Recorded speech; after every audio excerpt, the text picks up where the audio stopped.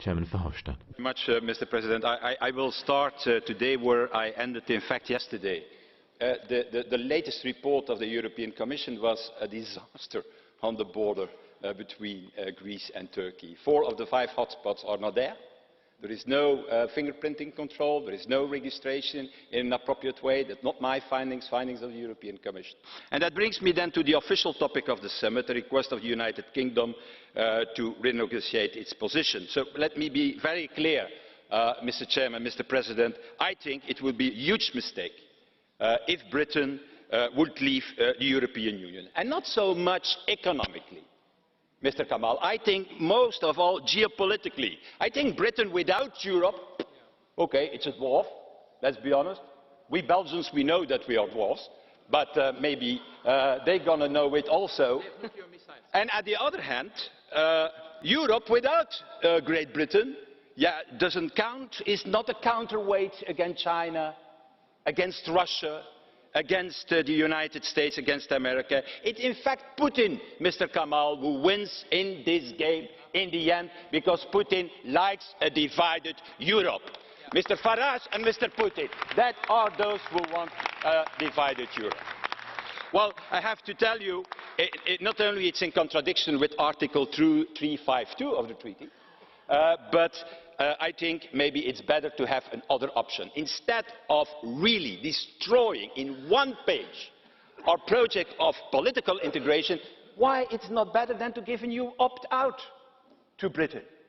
They have an opt-out in Schengen, they have an opt-out in the euro, they have an opt-out for police coordination, they have an opt-out for at least 7 different elements today. Well, we'll create a second opt-out. The reality is that we have a 2-tier Europe today. Okay, if they want a next opt-out, I think that is better than to do the opposite and to destroy the idea of an ever closer union because Britain has to stay. No, I think it's better to be honest to the people and to create an additional opt-out. And then finally, on the emergency brake, and I'm going to finish, Mr. President, let's be honest, Mr. Juncker, I hope that is the last time.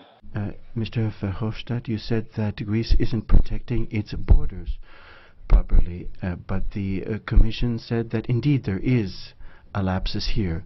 Why not exclude Greece from the Schengen zone? Kick it out, please. Why we are not in the same group? I'm a positive person and you're a negative one. Instead of pushing immediately Greece out, I think let's take our responsibility with the European Union. I would like to call you to order.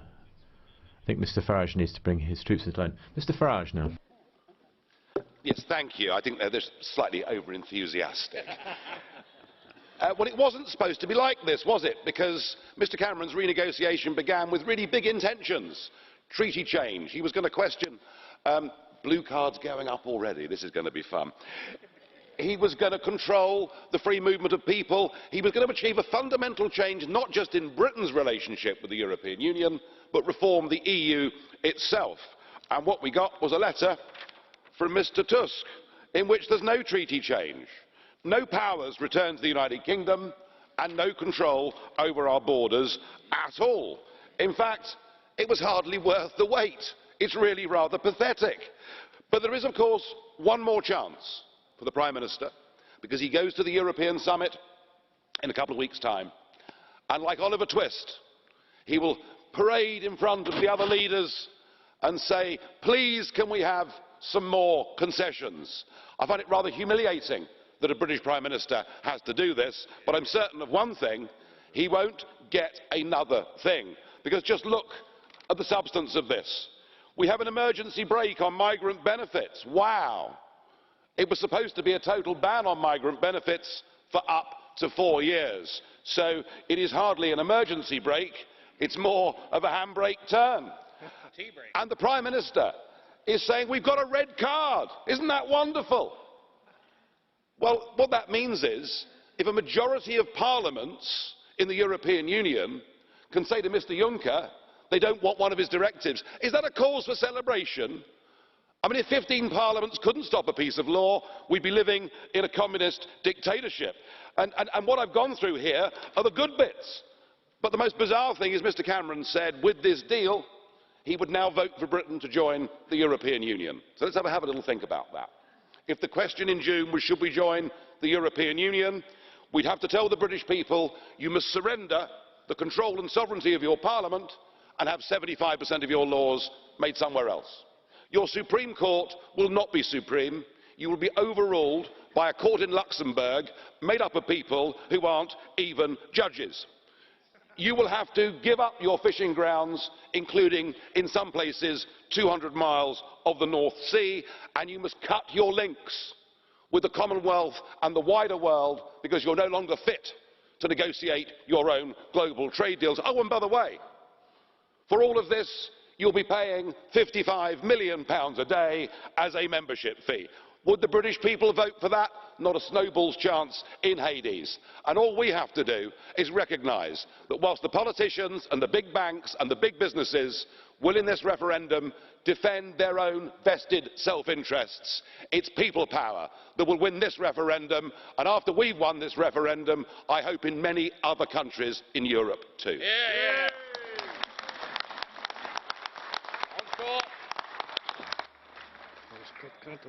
My colleague Scott CATO has a question for you. Thank you very much, Chair. I wanted to have the opportunity to say that as a British member here, I'm embarrassed and ashamed by the rude and disrespectful behaviour by the UKIP members here. And I would like to ask Mr Farage if during the forthcoming campaign he will do anything to control the behaviour of his members. One moment, please. Now, one of the basic rules of democracy is that you listen before responding. So, please, listen to what the individual has to say before commenting. Seconds. I want to say that I'm embarrassed and ashamed by the behaviour of UKIP members here today and their disrespect for other members, which ironically I find to be extremely un-British. I would like to ask Mr Farage whether he is going to attempt to control his members and prevent them from this sort of intimidation both inside the chamber and more widely on social media during this campaign.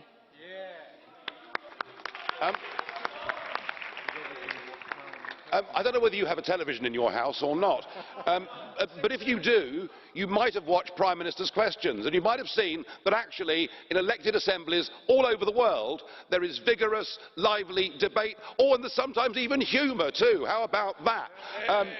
The most vociferous members I've known in this Parliament since I've been here are our President, when he led the Socialist Group for many years, and indeed Mr Verhofstadt, who leads the Liberal Group, who very often have shouted or mocked things that I've said, and frankly, as an elected representative, I'm big enough and ugly enough to take it, and so should you be.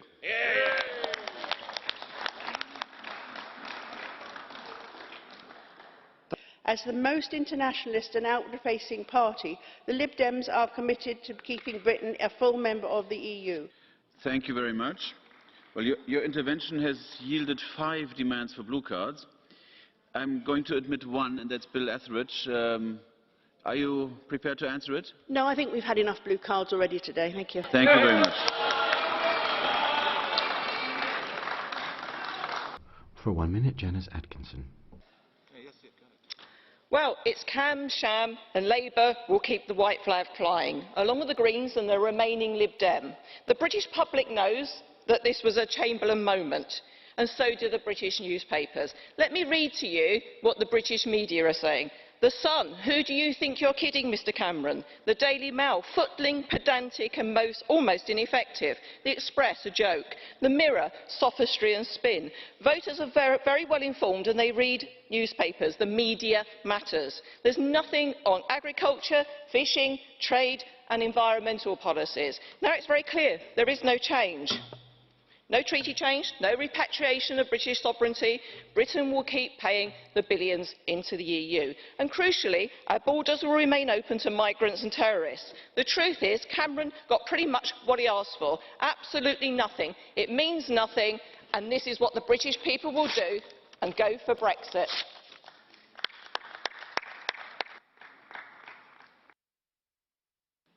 A minute and a half now for Hans-Olaf HENKEL. President Schulz yesterday said that there would be no extra portions for the UK.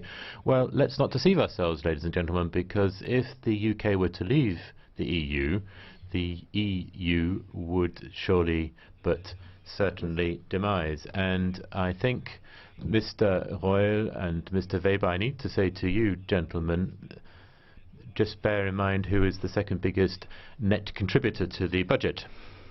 And finally, the country that understands its people will be leaving this Parliament. So the proposal that Prime Minister Cameron has brought about is not only good for the UK, but good for Europe.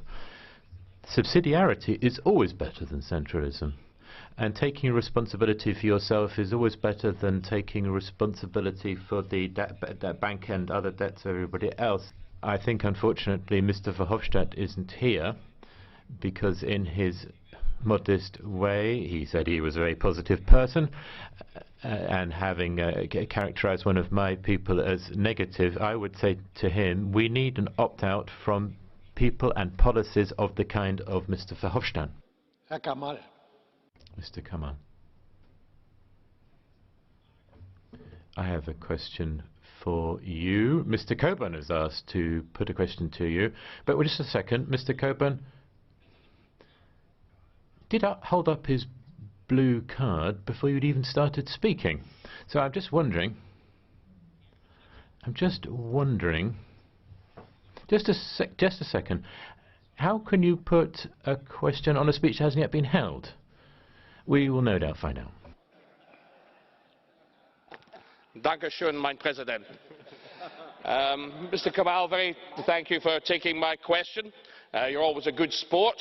Mr. Kamal, if you want a fair British immigration policy, can you have that within the EU? Well, Mr. Coburn, thank you very much. And I must say, I admire your abilities to predict my speech. I think in future I might actually ask you to write some of the speech. Or actually, when I'm struggling for words, I can ring you up and say, what do you think will be my speech tomorrow? But actually, in this case, you asked a very fair question and something that has to be put to the British people. If you want immigration policy, what you call a fair immigration policy, that everyone outside the UK is treated equally, whether they are from Austria or Australia, Croatia or the Caribbean, Italy or India, you cannot achieve that by remaining in the EU. And that is something, you have to be honest, but you have to put that, you have to make that clear to the British people. Colleague Dodds. Thank you, Mr. President. After the flurry of activity yesterday over the Prime Minister's deal, many in my constituency are asking, what was it all about? Having read the draft agreement, we see that the renegotiation of our relationship with the EU amounts to little more than a choreographed talks process, a faux battle, a smoke and mirrors charade that has resulted in little more than the status quo. I'm saddened to say a failure of our Prime Minister to stand up for our United Kingdom. Treaty change, retaking control over our laws, has disappeared. And a promise to return control over our borders has been watered down to a benefit curve that has to be agreed by Brussels. The ever-present issue of the cost of membership has not even been addressed, a cost estimated to rise by a further £3 billion by the Office for Budget Responsibility in 2020. I'm delighted that the democratic process will now take control. I look forward to a frank and honest debate over our relationship with the European Union.